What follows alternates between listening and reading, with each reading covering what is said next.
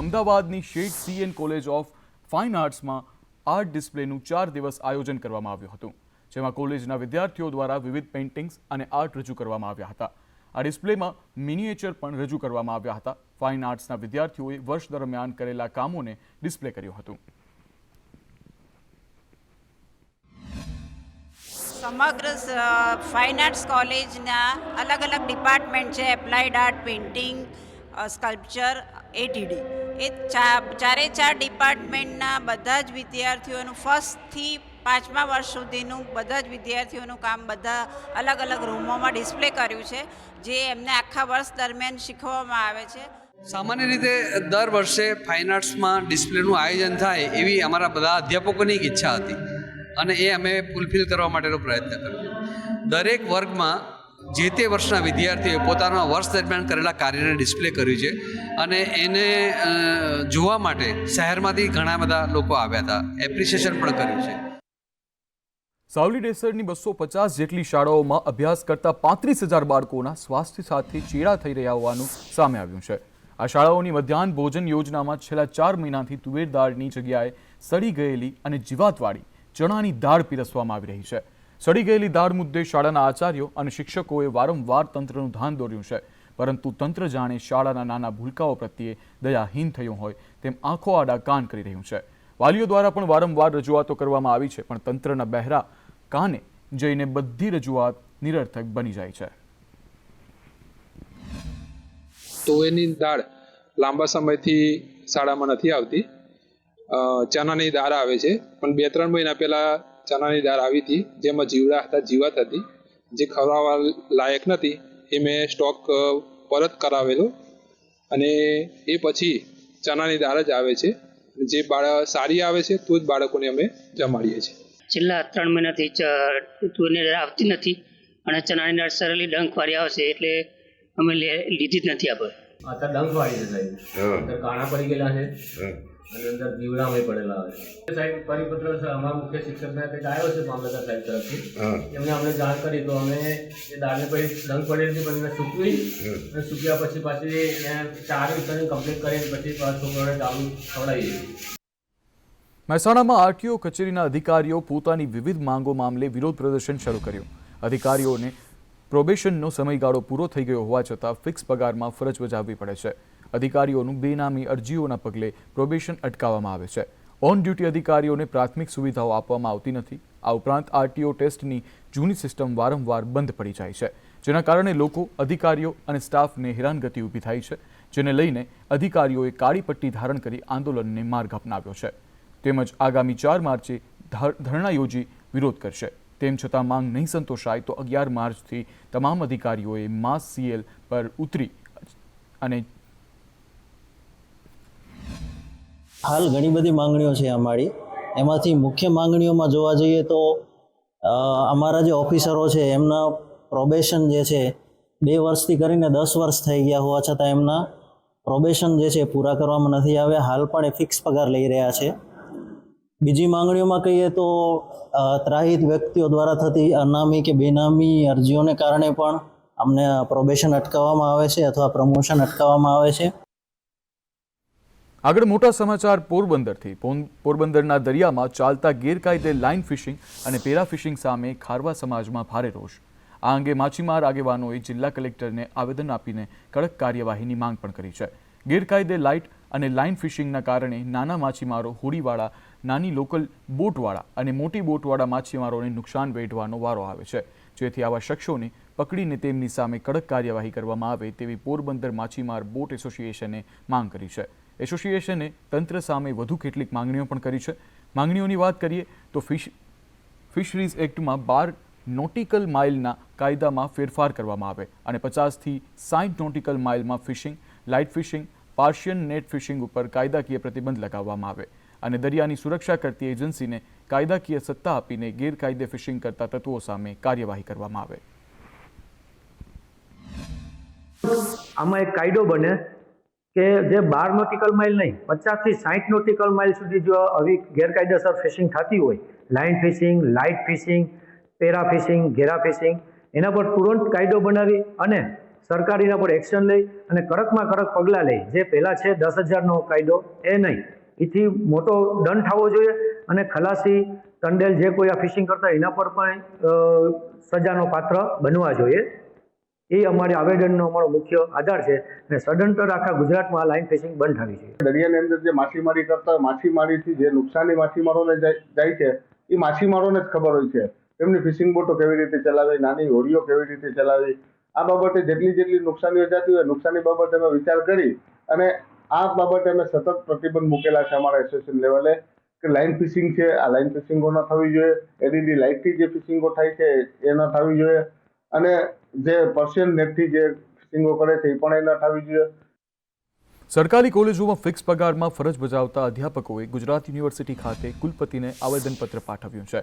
રાજ્ય સરકારે ફિક્સ પગારમાં ફરજ બજાવતા તમામ કર્મચારીઓના પગારમાં 30% જેટલો વધારો કર્યો છે, પરંતુ સરકારી કોલેજમાં ફરજ બજાવતા અધ્યાપકોને આજ દિવસ સુધી લાભ મળ્યો નથી. પગાર વધારવા બાબતે અધ્યાપક મંડળ દ્વારા સરકારમાં અનેકવાર રજૂઆતો કરવામાં આવી છે, તેમ છતાં કોઈ નિરાકરણ આવ્યું નથી. જો આ મામલે કોઈ નિરાકરણ નહીં આવે તો ગાંધી ચિંધ્યા માર્ગે આંદોલન કરવાની ચીમકી પણ ઉચ્ચારી છે. રાજ્યની અનુદાનિત કોલેજમાં જે ફિક્સ પગારમાં અધ્યાપક સહાયકો કામ કરે છે એમને આ પગાર વધારાનો લાભ આજ દિન સુધી મળ્યો નથી. આજે સરકારે જે 30% પગાર વધારો કર્યો એને 5 મહિના થવા આવ્યા. અમે વારંવાર 8 થી 10 વખત સરકારશ્રીમાં અંગે રજૂઆત કરેલ છે, તેમ છતાં પણ જે પગાર વધારા બાબતે સરકારશ્રી દ્વારા કોઈ નિર્ણય લેવામાં ના આવતા આખરે અધ્યાપક સહાયક મંડળ દ્વારા ગાંધી ચિંધ્યા માર્ગે સત્યાગ્રહ કરવા મજબૂર થવું પડ્યું છે. એ અનુસંધાને આજે અમે ગુજરાત યુનિવર્સિટીના માનની કુલપતિશ્રીને પગાર વધારા બાબતે આવેદનપત્ર આપવા આવ્યા છીએ. આગળ સમાચાર રાજકોટથી. રાજકોટમાં આજી નદી ઉપર રિવરફ્રન્ટ બનવાનું કામ ટલ્લે ચડ્યું છે.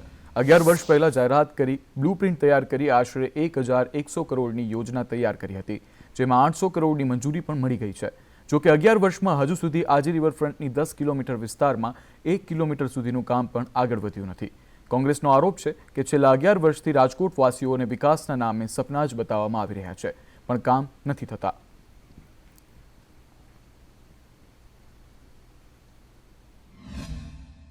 વડાપ્રધાન શ્રી નરેન્દ્રભાઈ મોદી પોતે જાહેરાત કરી ગયા હતા કે આજી રિવરફ્રન્ટ બનાવશું, 755 કરોડ રૂપિયાની આયોજન હતું, પરંતુ આજ સુધી આજી નદીમાં 1 રૂપિયાનું કામ થયેલ નથી.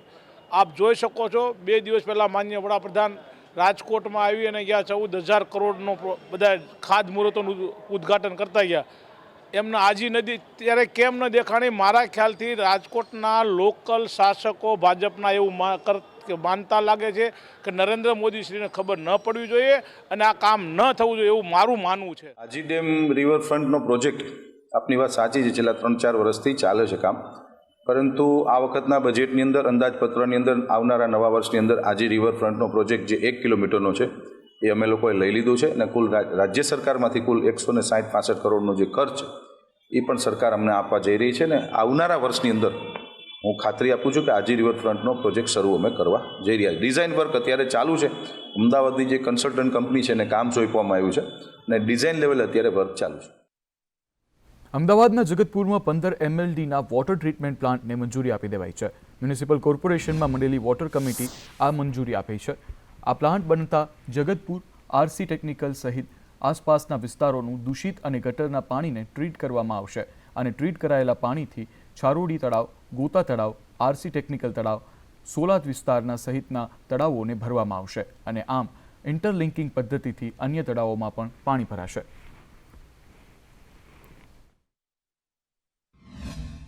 જગતપુર તળાવમાં લગભગ 15 MLDનો આપણે ટ્રીટમેન્ટ પ્લાન્ટ બનાવીએ છીએ અને એ ટ્રીટમેન્ટ કરેલું પાણીમાં તળાવ ભરીશું. તળાવમાં ઓવરફ્લોની એક પાઇપ મૂકેલી છે, તેમાંથી ઇન્ટરલિંકિંગના 5 તળાવ ઇન્ટરલિંકિંગ કરેલા છે. એટલે જગતપુરનું તળાવ ભરાય એ પછી RC ટેકનિકલ, ગોતા, છારોડી અને છેલ્લે સોલામાં એમાં કુલ 5 તળાવોની અંદર આ પાણીથી ભરવામાં આવશે. નહીં, હવે એ તળાવ સુકાઈ જાય છે, એટલા માટે જ આપણે અત્યારે જગતપુરની અંદર 15 MLDનો ટ્રીટમેન્ટ પ્લાન્ટ આપણે અત્યારે બનાવી રહ્યા છીએ. એટલે આવનારા દિવસોમાં આ ટ્રીટમેન્ટ કરેલું પાણી ત્યાં નાખીશું એટલે એ પાણી સુકાવવાનો કોઈ શક્યતા નથી. જામનગરમાં દર વર્ષે સામાન્ય રીતે 15 જૂનથી ચોમાસાનું આગમન થતું હોય છે, ત્યારે જિલ્લા 17 જળાશયોમાં જૂન સુધી ચાલે તેટલો પાણીનો જથ્થો છે, તેથી ઉનાળામાં પીવાના પાણીની સમસ્યા મુદ્દે તંત્ર હાશકારો અનુભવી રહ્યું છે. હાલ જિલ્લાના કુલ 23 ડેમોમાંથી 2 ડેમ ખાલી થયા છે. જિલ્લાના જળાશયોમાં ચોમાસાના આગમન સુધી ચાલે તેટલો પાણીનો જથ્થો હોવાથી હજુ પીવાના પાણીનો જથ્થો અનામત રાખવામાં આવ્યો નથી. ખેડૂતોને હાલ સિંચાઈ માટે 9 ડેમમાંથી પાણી આપવામાં આવી રહ્યું છે. હાલે જામનગર શહેરમાં પાણી પૂરું પાડતા જે 4 ડેમો છે એમાં ઊંડ 1, આજી 3, સસોઈ અને રણજીતસાગર એ દરેક ડેમમાં હાલમાં અત્યારે 31 જુલાઈ સુધી ચાલી શકે એટલું પાણી છે અને રોજનું 25-25 MLD પ્રમાણે ઉપાડીએ છીએ. આજીમાંથી 40 MLD પ્રમાણે ઉપાડીએ છીએ અને આપણે પાણીનો જથ્થો અનામત રાખવા માટે પણ ઇરિગેશન વિભાગને જાણ કરવામાં આવેલ છે, જેથી હાલમાં કોઈ પ્રશ્ન થાય એવું નથી. તારાપુરમાં ચુસ્ત પોલીસ બંદોબસ્ત સાથે દબાણો દૂર કરવાની કામગીરી કરવામાં આવી. તંત્ર દ્વારા તારાપુર હાઈવે પર આવેલા દબાણો દૂર કરવા માટે અગાઉ નોટિસ આપવામાં આવી હતી, જેમાં ઘણા લોકોએ સ્વૈચ્છિક રીતે નોટિસનું પાલન કર્યું હતું, પરંતુ પાકા બાંધકામવાળા દબાણો પર તંત્રનું બુલડોઝર ફરી વળ્યું હતું. તંત્ર દ્વારા નાના મોટા મળીને 115 જેટલા દબાણો દૂર કરવામાં આવ્યા હતા. ઉલ્લેખનીય છે કે તંત્ર દ્વારા આ વિસ્તારમાં અગાઉ પણ દબાણો દૂર કરવામાં આવ્યા હતા, પણ થોડા સમય બાદ ફરીથી દબાણોનો ખડકલો થઈ ગયો હતો.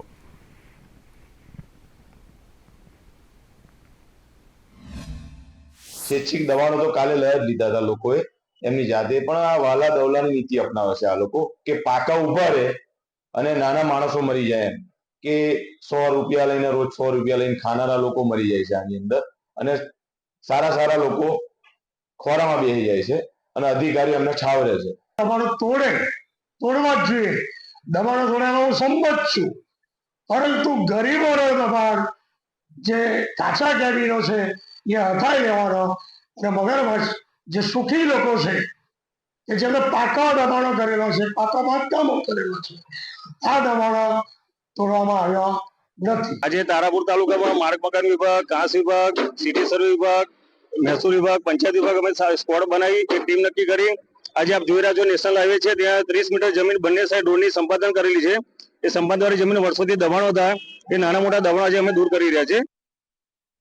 અમદાવાદ મહાનગરપાલિકા દ્વારા શહેરમાં વધુ એક આઇકોનિક રોડ બનાવવાનો નિર્ણય કરવામાં આવ્યો છે. શહેરના ઉત્તર પશ્ચિમ ઝોનમાં આવેલા રાજપથ ક્લબ રોડને 4.75 કરોડના ખર્ચે આઇકોનિક બનાવવામાં આવશે. સાથે જ મહાનગરપાલિકા દ્વારા શહેરના 7 ઝોનમાં આઇકોનિક રોડ બનાવવાનો નિર્ણય કરવામાં આવ્યો છે. આ રોડનું ફૂટપાથ પર આકર્ષક બેન્ચીસ મૂકવામાં આવશે, સાથે જ ડેકોરેટિવ લાઇટિંગ તેમજ બ્યુટિફિકેશન પણ કરવામાં આવશે.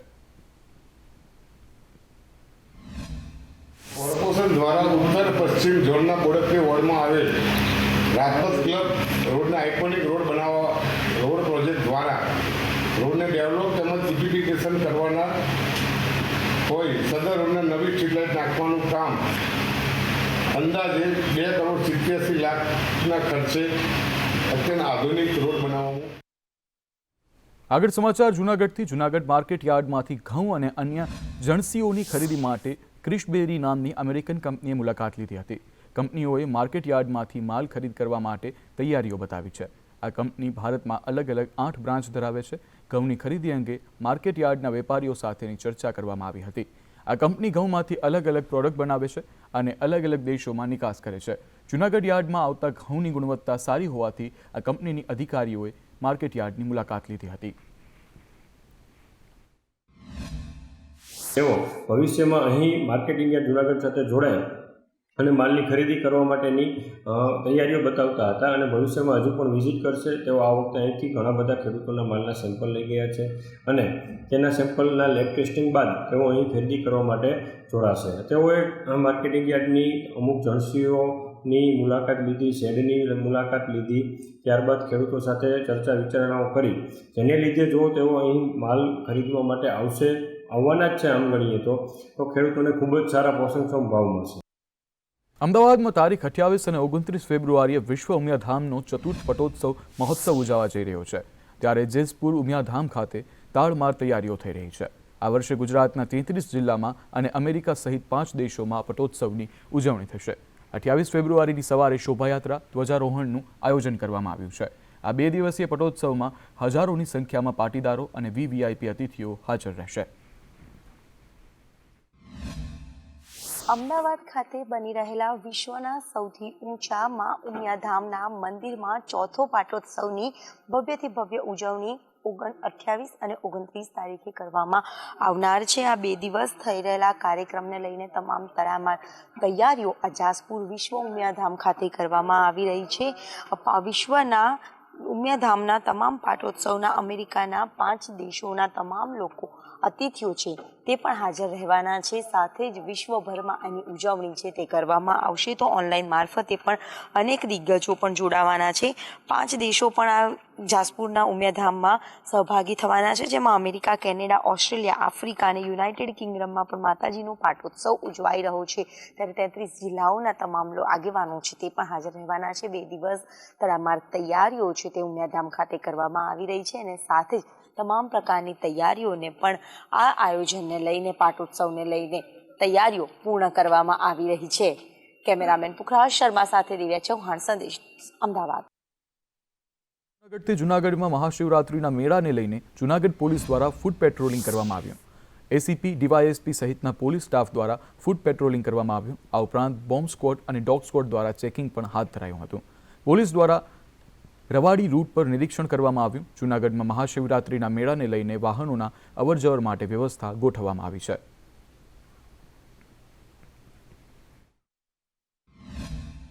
આગામી આ જે શિવરાત્રિનો મેળો છે એમાં લોકો શાંતિમય રીતે, સલામતીપૂર્વક અને ખૂબ જ આનંદ ઉલ્લાસ સાથે આ મેળામાં ભાગીદારી કરી શકે એ માટે પોલીસની રાવટીઓ કેવી રીતે, ક્યાં સારી રીતે કે જેમાં લોકો સરળતાથી પોલીસનો સંપર્ક કરી શકે, પોલીસની હાજરી પણ દેખાય, આ પ્રકારની વ્યવસ્થા થાય એ માટેની આજે આ ફૂટ પેટ્રોલિંગ અને એમના દ્વારા અલગ અલગ વિસ્તારોમાં, હાલ ભવનાથ વિસ્તારમાં આ આયોજન કરવામાં આવેલું. આજના સમયમાં કેમિકલ મુક્ત તાજા શાકભાજી મળવા મુશ્કેલ છે.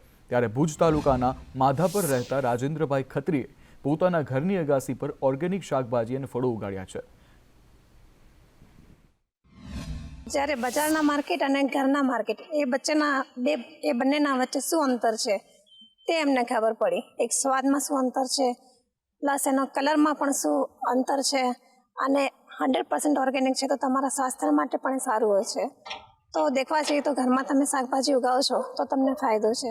ક્યારે પણ મન થાય છે તમારું ત્યારે તમે આવો, ઉપર આવો ટેરેસમાં, અને જે તમારી ફળ સ્વરૂપ સબ્જીઓ લાગેલી છે એ તમે આવો, હાર્વેસ્ટ કરો અને બનાવી તાજા તમે ખાઈ શકો છો. પહેલાં ટમેટા મરચાંથી થોડાથી ચાલુ કર્યો ને સ્ટડી ઘણી બધી મેં કરી. ઘણા બધા કોઈ જે છે કોઈકને સલાહ પણ લેતો, એટલે આ રીતે કરી અને સ્ટાર્ટ કર્યો અને મને સારો છેલ્લા 7-8 મહિનાથી જશે ટમાટર છે, મરચાં છે, રીંગણા છે, દૂધીની સિઝન હતી જશે, હવે પાછી દૂધી લગાવશું એટલે એ એટલો અમને જેટલી જરૂર પડે એટલો અમને ઘરે મળી ગયો. અમરેલીના સાવરકુંડલામાં અસ્થિર મગજની મહિલાઓને વહારે આવી રહ્યું છે માનવ મંદિર. આ માનવ મંદિર મનરોગી આશ્રમ રખડતી ભટકતી અસ્થિર મગજની મહિલાઓની વિનામૂલ્યે સારવાર કરે છે. છેલ્લા 11 વર્ષથી ચાલતા આ આશ્રમના પ્રયાસોથી 60થી વધુ મનોરોગી મહિલાઓ સ્વસ્થ થઈ છે. અહીંના સંત ભક્તિબાપુએ સતત 37 વર્ષ સુધી લોકોને રામકથાનું રસપાન કરાવ્યું છે. રામાયણની દરેક ચોપાઈ મંત્ર સમાન છે, જેનું પઠન કરી અને શ્રવણ કરવાથી અદ્ભુત ઉર્જા પ્રાપ્ત થાય છે. આ આશ્રમમાં 12 મહિનામાં 2 વાર રામાયણના અખંડ પાઠ કરવામાં આવે છે, જેના માટે કોડીનારથી કાંતિભાઈ પઢિયારની ટીમ સેવા આપે છે. આ રામાયણના અખંડ પાઠનું મનોરોગી બહેનો શ્રાવણ કરે છે. મંદિર એટલે મનોદિવ્યાંગ બહેનો જે રોડે રખડતી ભટકતી હાલતમાં મળી આવે છે એને પોલીસ અહીંયા માનવ મંદિરે મૂકી જાય છે. જેનો આ સમાજે તિરસ્કાર કરેલો છે, ધિક્કારેલા છે, એ બહિષ્કૃત થયેલા બહેનો રજળતા ભટકતા સમાજની અનેક પ્રકારની યાતનાઓ ભોગવતા માનવ મંદિરે આવે, એને પુનઃ સમાજ જીવન પ્રાપ્ત થાય એટલા માટે અનેકવિધ પ્રયોગો, અનેકવિધ થેરાપીઓની અહીંયા પ્રયોગ થઈ રહ્યા છે. ગુજરાત બોર્ડમાં પ્રથમવાર પ્રજ્ઞાચક્ષુ વિદ્યાર્થીઓએ રાઇટર વિના પરીક્ષા આપવાની તૈયાર દર્શાવી છે, જેના માટે ગુજરાત બોર્ડમાં એપ્લિકેશન કરવામાં આવી હતી. ત્યારબાદ સુરતના આ બંને બાળકોની એપ્લિકેશનને મંજૂરી આપવામાં આવી છે. વિદ્યાર્થીઓના જુસ્સાને લઈને સ્કૂલ પણ તેમની તેટલી જ મદદ કરી અને તેમાં પણ સફળતા મેળવી હતી. વિદ્યાર્થીઓ કોઈ પણ મદદની લીધા વગર પોતાની જાતે જ લેપટોપનો યુઝ કરી ધોરણ 12ની પરીક્ષા આપશે. આનંદ અને સિયા બંને વિદ્યાર્થી ટોપ ડેક નામના સોફ્ટવેરની મદદથી લેપટોપ પર પરીક્ષા આપશે. સર આમ તો અમારા માટે બહુ જ અનોખી છે, કેમ કે અમારા જેવા બાળકો દર વર્ષે રાઇટર થ્રુ એક્ઝામ આપતા હોય છે, પણ અમે આ વખતે એક નવો પ્રયાસ કરવા જઈ રહ્યા છીએ કે જે અમારા પછી જે આવનારા સમયમાં છે અમારા કરતાં પણ વધારે છોકરાઓ આવી રીતે પરીક્ષા આપે અને રાઇટરની મદદ વગર તેઓ પોતાનું કાર્ય કરી શકે. આ સોફ્ટવેર બહુ સારું છે અને આ સોફ્ટવેરની અંદર બહુ મજા આવે છે. આ સોફ્ટવેરની એક એવું છે અંદર કે જે NVDA છે, એનું નામ જ છે NVDA. એની અંદર એ સ્ક્રીન રીડર છે, એટલે કે જે સ્ક્રીન પર જે આઇકોન હોય તે અમને રીડ કરી આપે છે. અમને અમે પહેલે બ્રેલથી વાંચતા હતા અને આ સોફ્ટવેરથી અમારે જે વાંચવું પડે છે વાંચવું નથી પડતું. એક કી આવે અને અમે પ્રેસ કરી એટલે અમને આખો ક્વેશ્ચનનો આન્સર એ વાંચી આપે છે.